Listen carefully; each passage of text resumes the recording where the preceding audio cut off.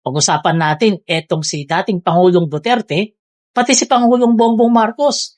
Yung the way ng pagdiskarte nila sa mataas na presyo ng langis. Kasi alam naman natin binabanatan ngayon ng mga DDS, etong si Pangulong Bongbong Marcos na sinasabi, wala raw ginagawa.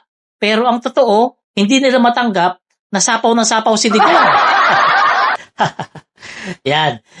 May papanood ako sa inyong video Ito yung video ni Digong, pati video ni Pangulong Bongbong Marcos. Dito natin makikita kung sino sa kanila ang mayroon talagang nakafocus sa trabaho, sa pagtulong sa ating mga kababayan, sa oras ng pagtaas ng langis. Ito, panoorin muna natin itong kay dating Pangulong Duterte.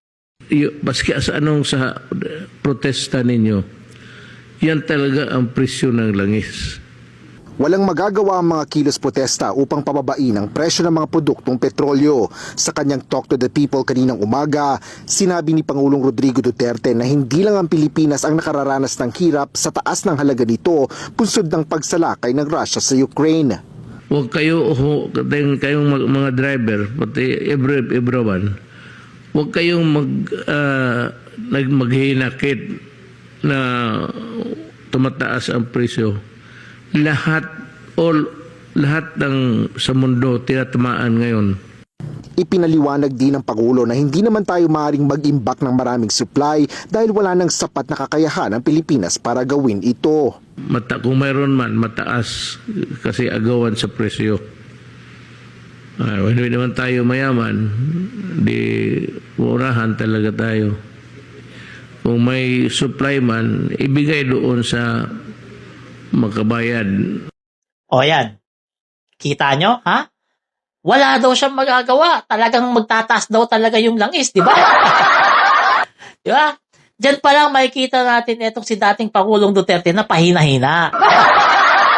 O ngayon, pakinggan natin itong si Pangulong Bongbong Marcos. Ito yung video. Sa kabila ng pandaigdigang krisis, tiniyak ni Pangulong Bongbong Marcos na patuloy na naghahanap ang gobyerno ng iba pang sources ng petrolyo. Sa pagbisita ni PBBM sa Bataan kanina, sinabi nito na kinakausap na nila ang iba pang bansang pwedeng pagkunan ng langis. Yung langis, wala tayong magagawa dyan. Pero at least yung supply ay tinitiyak namin magkakaroon.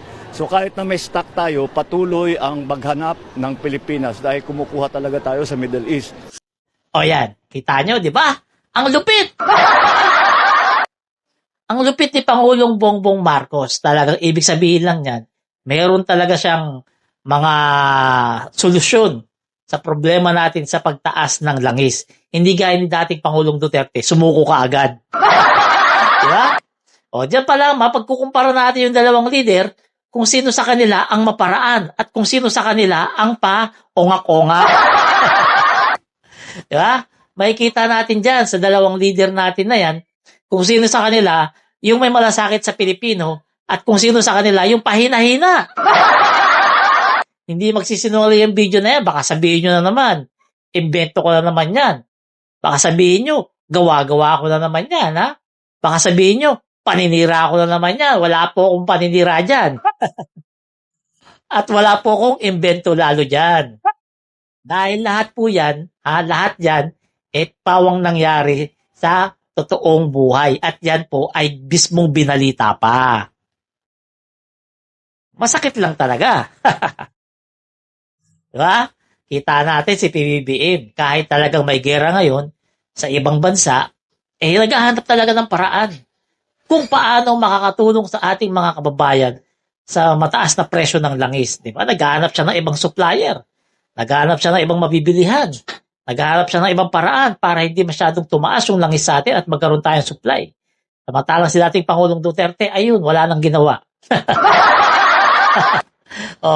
Kaya mga kababayan huwag tayo maniniwala sa mga pinagkakalat ng mga DDS na walang ginagawa si Pangulong Bongbong Marcos dito sa pagtaas ng langis. Hindi po totoo yun.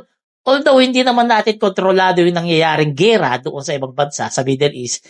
Kasi hanggat may gera doon, hindi talaga normal yung galaw ng langis. Talagang pataas siya ng pataas. Kasi syempre, apektado yung langis ng Middle East na pinagkukunan natin.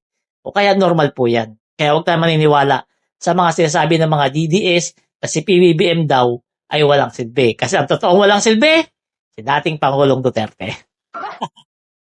Walang silbi, kaya nakulong. So hanggang dito lang mga kabayan, huwag niyo po kalimutan, paki-subscribe po itong ating YouTube channel para mas mahaba-haba po ang ating pag-usapan. Salamat.